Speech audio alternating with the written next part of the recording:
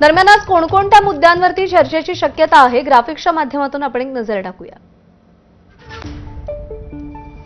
विधानसभेमध्ये आज 293 अन्वये सत्ताधारी पक्षाचा प्रस्ताव असेल। अतिवृष्टीग्रस्त शेतकऱ्यांच्या मदतीवर सत्ताधारी आमदार काय बोलणार याची उत्सुकता आहे। सुधीर मुनगंटीवार, निलेश राणेंच्या भूमिकेकडे विशेष लक्ष असेल। सार्वजनिक विश्वस्त व्यवस्था विधेयकावर आज मुख्यमंत्री उत्तर देतील। विधेयकावरून काल राज्यमंत्री आशिष जयस्वालांना सत्ताधारी आणि विरोधकांनी घेरलं होतं। काल विधेयक पास होऊ शकलं नाही, आज विधानसभेमध्ये पास होणार का याची उत्सुकता आहे। राजू सोनावणे आपले प्रतिनिधी आपल्याला या सगळ्या संदर्भात अधिक अपडेट देतील। राजू, आजचा अधिवेशनाचा तिसरा दिवस आहे, कोणकोणते महत्त्वाचे विषय आज पटलावर येतील आणि कोणकोणत्या विधेयकांवर चर्चा होईल?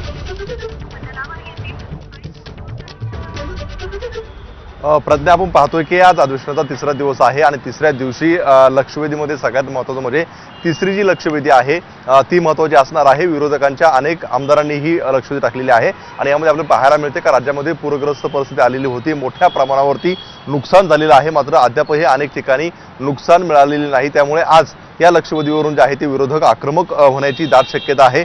जवळपास बरेच सदस्य जे आहेत ते याच्यावरती बोलणार आहेत, त्यामुळे नेमकं सत्ताधारी सुद्धा विरोधकांच्या सुरामध्ये सूर मिसळतात का हे सुद्धा पाहणं अतिशय महत्त्वाचं राहणार आहे। त्याचप्रमाणे आपण पाहतोय का 293 वरती सत्ताधाऱ्यांची चर्चा आहे। काल चर्चा सुरू झालेली आहे, आज ऑनलेग आहे, त्यामुळे यावरती सुद्धा चर्चा होईल। मात्र ही चर्चा होत असताना सत्ताधारी आमदारांची नेमकी काय भूमिका आहे हे पाहणं सुद्धा महत्त्वाचं राहणार आहे। काल ज्या प्रकारे पाहतोय आपण का काही प्रमाणामध्ये सुधीर मुनगंटीवार यांनी सुद्धा सरकारला कोपर खेळ्या मारलेल्या होत्या, आज काही त्यावरती बोलतायत का? निलेश राणे यांची भूमिका काय राहणार आहे? या सगळ्या नेत्यांची भूमिका पाहणं अतिशय महत्त्वाचं राहणार आहे। आणि सोबतच आपण पाहतोय की 75,000 कोटींच्या पुरवण्या मागण्या ज्या आहेत त्या सादर केलेल्या आहेत, त्याच्यावरती आज चर्चा होणार आहे। त्यामुळे या पुरवण्या मागण्यांवरून विरोधक नेमकं कशा प्रकारे यावरती सरकारला टार्गेट करतात हे सुद्धा पाहणं अतिशय महत्त्वाचं राहणार आहे। कारण जवळपास 15,000 कोटींच्या आपत्ती व्यवस्थापनच्या ह्या पुरवण्या मागण्या आहेत, इतर ठिकाणी सुद्धा मोठ्या प्रमाणावरती निधी दिलेला आहे। त्यामुळे स्थानिक स्वराज्य संस्थांच्या निवडणुका आणि पुरवणी मागण्या याच्यावरती विरोधक नेमकं काय भूमिका घेतात हे पाहणं महत्त्वाचं राहील।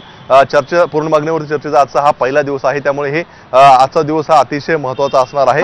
सोबत आपण पाहतोय की काही अनेक महत्त्वाच्या लक्षवेधी आहेत, काही बिलं सुद्धा जे आहेत त्या येणार आहेत। काल ज्या प्रकारे पाहतोय का आशिष जयस्वाल यांनी बिल मांडलेलं होतं, मात्र विरोधक आणि सत्ताधाऱ्यांनी आशिष जयस्वालांना घेरलेलं होतं। त्यामुळे आज पुन्हा एकदा हे बिल जे आहे ते चर्चेला येईल आणि चर्चेला येत असताना यामध्ये स्वतः मुख्यमंत्री जे आहे ते उत्तर देणार आहे। त्यामुळे मुख्यमंत्र्यांच्या उत्तरानेच विरोधकांचं समाधान होतंय का हे सुद्धा पाहणं अतिशय महत्त्वाचं राहणार आहे। आणि काय